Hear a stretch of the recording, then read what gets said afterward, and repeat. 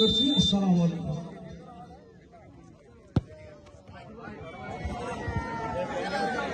জনাব কাজী মোহাম্মদ ইকবাল মহোদয়কে বক্তব্য প্রদানের জন্য আমি অনুরোধ জানাচ্ছি। মহতরম অধ্যক্ষের এই সভার সম্মানিত এই সংস্কৃতির অনুষ্ঠানটা কি আমাদের মধ্যে এই সংস্কৃতি সম্পর্কে অনেক সংযোগ করতে হবে। আমি তোমাদের উভয় দলের সর্বাঙ্গীন আমি বক্তব্য প্রদানের জন্য অনুরোধ জানাচ্ছি আজকের খেলা সম্মানিত বিশেষ অতিথি দক্ষিণ ঢাকা মাটি আল-মদিনা মহিলা মাদ্রাসা সম্মানিত সেক্রেটারি জনাব মোহাম্মদ সেলিম উদ্দিন মহোদয়কে বক্তব্য প্রদানের জন্য আমি অনুরোধ জানাচ্ছি।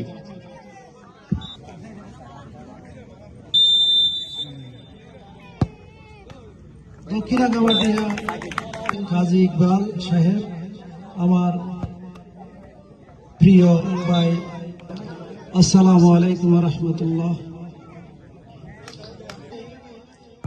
উপস্থিত হয়েছি একটি নির্দিষ্ট সময়ে 60 মিনিট অথবা 90 মিনিটের মধ্যে উভয় পক্ষে যে খেলাটা খেলে থাকে ওইখানে একটা শিক্ষা আছে। ওই সময়ের মধ্যে জয় পরাজয় নির্ধারণ করে থাকে এবং উভয় পক্ষ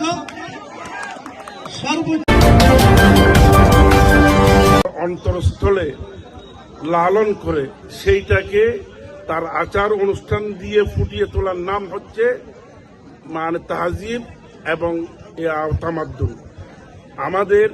আমরা মুসলিম হিসেবে আমাদের সম্পূর্ণ মানে তাহজিব তামাদ্দুন আমাদের এই সংস্কৃতিগুলা এমনভাবে পরিচালিত হইতে হবে যাতে ইসলামের মানে সৌন্দর্যগুলি ফুটিয়ে উঠে এবং ওই যে বিকশিত হয়। আর সাথে সাথে একটা কথা বলবো, সে কথাটা হচ্ছে আল্লাহ পাক এই খেলা সম্পর্কে কোরআনের একটি আয়াত আছে, সে আয়াতটি হচ্ছে ইন্নামাল হায়াতিদ দুনিয়া লাইবু ওয়া লাহওয়া, অর্থাৎ এই দুনিয়ার হায়াতের সাথে এটাকে করা হয়েছে, ওই যে তুলনা করা হয়েছে। এখানে আল্লাহ পাক ইরশাদ করেছেন তোমাদের এই দুনিয়ার হায়াতটা হচ্ছে খেল তামাশার মতো। তার মানে কি, এই খেলার আয়োজকরা আয়োজন করেছেন, এই আয়োজনে আমরা আমন্ত্রিত হয়ে আমরা আসছি, আপনি আসছেন, প্রত্যেকে উপস্থিত হয়েছি। এই খেলা যখন শেষ হয়ে যাবে এই মাঠে আমরা কেউ থাকবো না। ঠিক তদরূপ এই পৃথিবীতে আমার আপনার আগমন হয়েছে একটা লক্ষ্য এবং উদ্দেশ্য নিয়ে। সেই লক্ষ্য উদ্দেশ্যটা হচ্ছে আল্লাহ পাক বলেছেন আল্লাযী খালাকাল মাউতা ওয়াল হায়াতা লিয়াবলুয়াকুম আইয়ুকুম আহসানু আমালা। আল্লাহ পাক ইরশাদ করেছেন আমি তোমাদেরকে জীবন আর মৃত্যু দিয়েছি, তোমাদের মধ্য থেকে কে উত্তম কাজ করে আমার কাছে আসো সেই জিনিসটার জন্য। অতএব আমরা খেলাধুলা খেলবো, তোমরা আমাদের এই অত্র এলাকার আমাদের সম্পূর্ণ প্রিয় সন্তান। আমি তোমাদের কাছে একটা আবেদন করবো, সে আবেদন আসলে বক্তব্য দেওয়ার অনেকে আছে, এটা আমার জন্মস্থান। আমি যাদের সামনে বক্তব্য দিতে দাঁড়িয়েছি তাদের সামনে বক্তব্য দেওয়ার মতো যোগ্যতা আমার নেই। আমি শুধু এটুকু বলবো, খেলাধুলা মানুষের মন ভালো রাখে এবং অপরাধ কর্মকাণ্ড থেকে মানুষকে বিরত রাখে।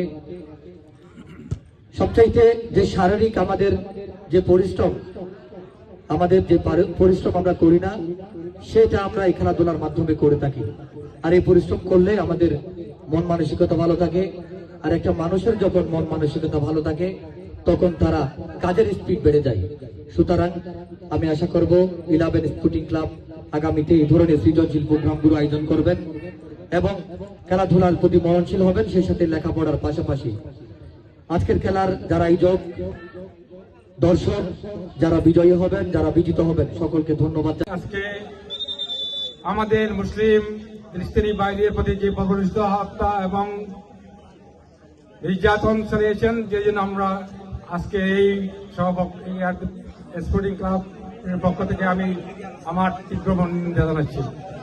পড়ালেখার মাধ্যমে নিজেকে গঠন করব, নিজেকে গঠন করার মাধ্যমে আমরা আজকের এই বিষয় চিন্তা আমাদের সকলের জন্য অত্যন্ত আনন্দের, কারণ আমরা অসাধারণ প্রতিযোগিতায় সূচনা করার জন্য এখানে একত্রিত হয়েছি। আমরা এখানে একত্রিত হয়েছি একটি কারণ, সেটা হচ্ছে আমরা আজকে একটা প্রতিযোগিতায় অংশগ্রহণ করে আমরা আমাদের উদ্বোধন অনুষ্ঠানের সূচনা করেছি। আজকের আয়োজন যারা করেছেন, বিশেষ করে ফটিকছড়ি পৌরসভার 4 নং ওয়ার্ডের এক ঝাঁক তরুণ ছাত্র যুব সমাজ, যারা এই সমাজ বিনির্মাণের জন্য যারা নিরলসভাবে কাজ করে যাচ্ছেন, যারা সমাজ ব্যবস্থাকে পরিবর্তনের জন্য দিনরাত খেটে বেড়াচ্ছেন, যারা সমাজের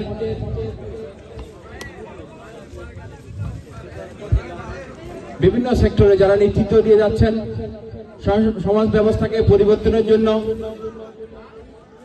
দিনরাত যারা পরিশ্রম করে নিরলসভাবে কাজ করে যাচ্ছেন, এমন একটা সংগঠনের সূচনা করেছেন, যে সংগঠনের নামটা হচ্ছে যে 11 স্পোর্টিং ক্লাব 4 নং ওয়ার্ড পৌরসভা।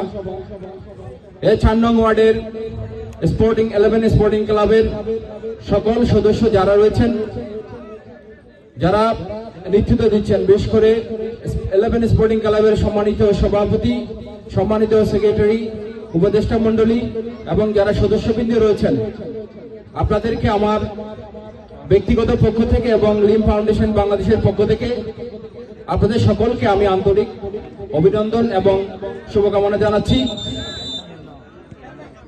আজকের এই বিনোদন আমাদের সকলের জন্য আসলে একটি আনন্দের দিন।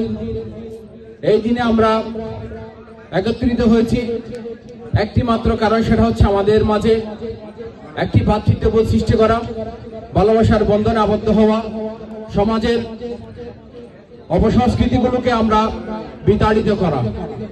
সমাজের এই অপসংস্কৃতি রয়েছে, যে অপসংস্কৃতিকে আমরা দূর করার জন্য এ ধরনের উদ্যোগ আমরা আয়োজন করতে যাচ্ছি। বিশেষ করে ক্রীড়াঙ্গনে আমাদের যে ভূমিকা রয়েছে, ফুটবল, ক্রিকেট এবং আদার্স খেলাগুলোর মাধ্যমে আমরা দিনরাত পরিশ্রম করে আমরা এই খেলাগুলোকে অ্যারেঞ্জমেন্ট করতে যাচ্ছি।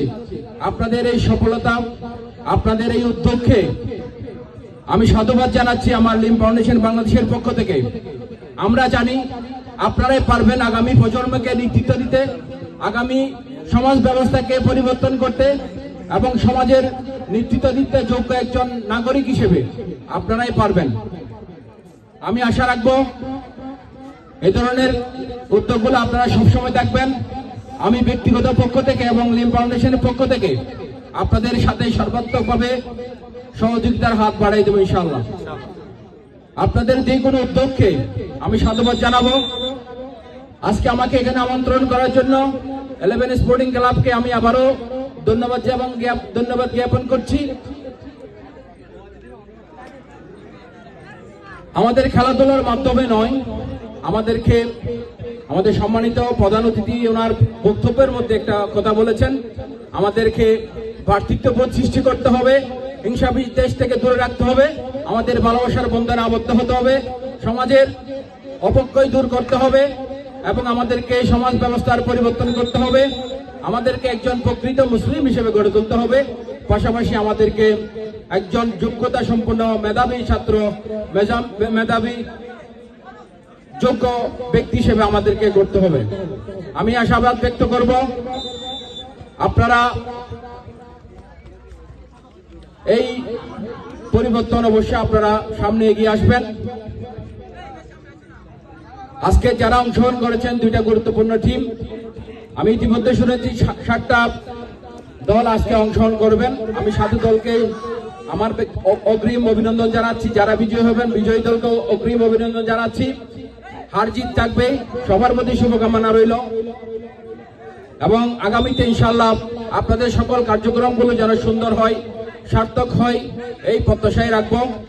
এবং আমাদের মূল লক্ষ্য এবং উদ্দেশ্য একটাই, সেটা হচ্ছে আমাদেরকে বেকারত্ব দূরীকরণ করতে হবে, আমাদেরকে কঠোর হতে হবে, আমাদেরকে একজন চরিত্রবান হিসেবে গড়ে তুলতে হবে, ভালো কাজের দিকে আগাতে হবে। তাহলে আমরা প্রকৃত একজন মুসলিম হিসেবে আমরা সমাজ ব্যবস্থাকে পরিবর্তন করতে পারবো।